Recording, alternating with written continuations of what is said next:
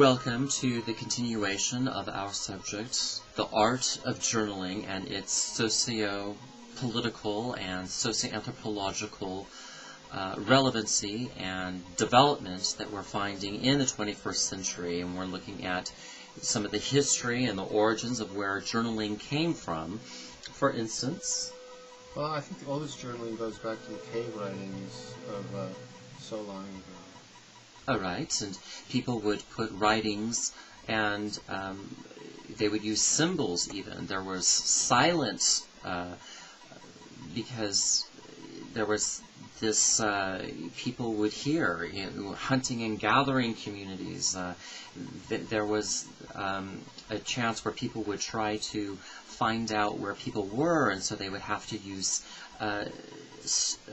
different types of ways of speech, and they would have to journal on caves, and this is very important even during the life of Anne Frank.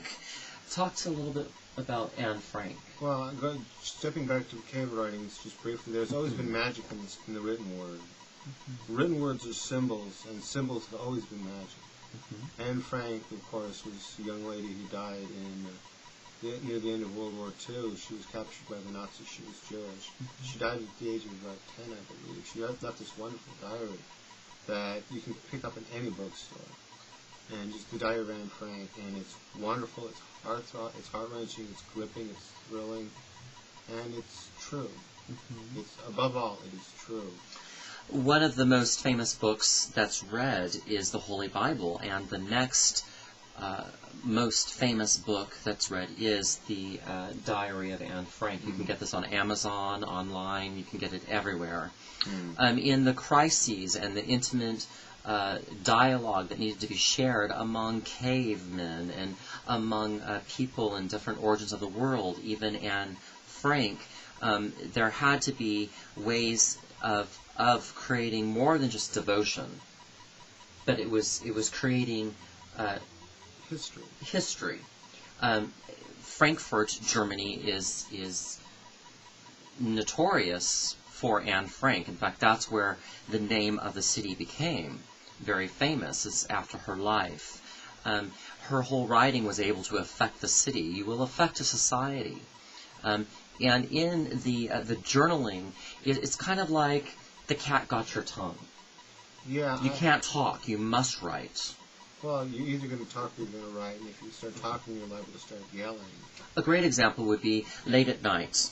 The children don't want mom and dad to know that they're writing and emailing and instant messaging, Gmail, all the different blogging, instant messaging. MySpace. And so you have to write, or people are going to know that you are communicating. And in that, you're able to cut and paste, you're able to archive some of your journaling. Journaling is not about pen and paper. No. It's about a little bit of a click. Well, journaling, when I'm journaling at least, nobody can censor what I'm writing. I don't have to think, is it politically correct to say thus and such. I just write it. And if it's poetic, it's poetic. If it's ugly, it's ugly. Freestyle. Yeah. Freestyle thinking. Free form, poetry, drama, and of course, just general journaling. The personality constitutes great risk. We're always changing. We're always creating new ideas. And when you're able to write, you're able to be silent and be private. Talk to me more about the privacy of one's mind, and people don't need to know about the personality. Well, when I'm writing, I look back on my writings and I can chart the ebb and flow of life, kind of like the tides of the ocean. Some people are happy in the summer, some people are happy in the winter, and I just chart. I say, well, it was a sunny day and I felt good, or it was rainy and I felt bad, but then I realized the flower was going to bloom after the rain, so I try to feel good about feeling bad, because feeling bad is a right now experience. But I know that through the delayed gratification, if you will, that eventually the flowers are going to bloom no matter how much it rains.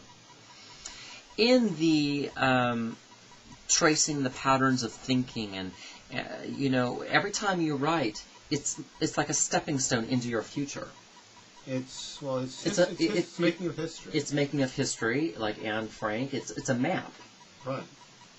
She wasn't trying to make history. She was just journaling what life was like to be a Jew in Nazi-occupied Germany.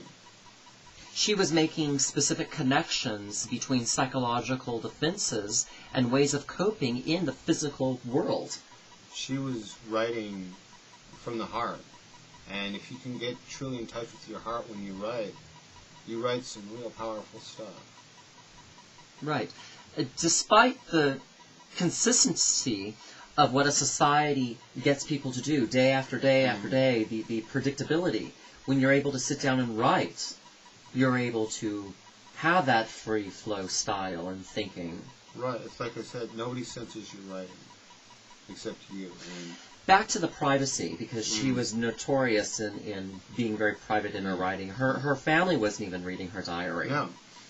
In privacy mode, when we're writing in our diary or creating poetry or journaling different ideas that we have, you can get a lock on some of the diary product that you can purchase at a bookstore.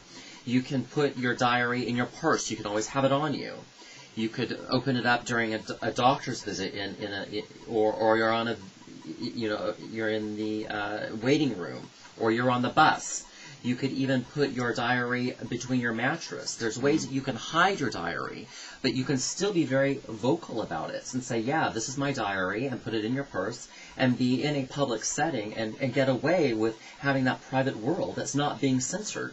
Right. It's a very powerful thing to have. It's powerful to be able to look within. Someone once said, the answer is in here. And I'm going to try to paraphrase The Wizard of Oz. If I have to look any farther for happiness in my own front door, either I'm looking in the wrong place or I'm never really lost in the beginning. Because, she was looking for happiness. All this time, Dorothy Gale was looking for happiness, and she wanted to find it somewhere over the rainbow. Anywhere but here. And that's the society we live in. I'd be happy any place but where I am. Oh, yes. And the Beatles, I've said this many times. It's been said many times. There's nowhere you can be that isn't where you were meant to be. And when we write, you almost leave the dimension in the physical realm that you are stuck in, the predictability, the consistencies of your life, the war crime. We're finding that writing is becoming very popular right now among children, and this is raising literacy rates. We need a writing nation. We need you to journal. If you have any great stories of how journaling has changed your life beyond blogging, beyond the instant messaging that you noted, please call us at 1-805-595-1982. Your journaling, your writing, and, of course, your instant messaging is your voice. And the best time to write is now.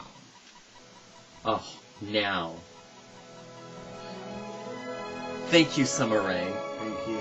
For talking to us about the social philosophy of journaling and writing. Thank you for having me. Thank you. May I have a hug? Oh.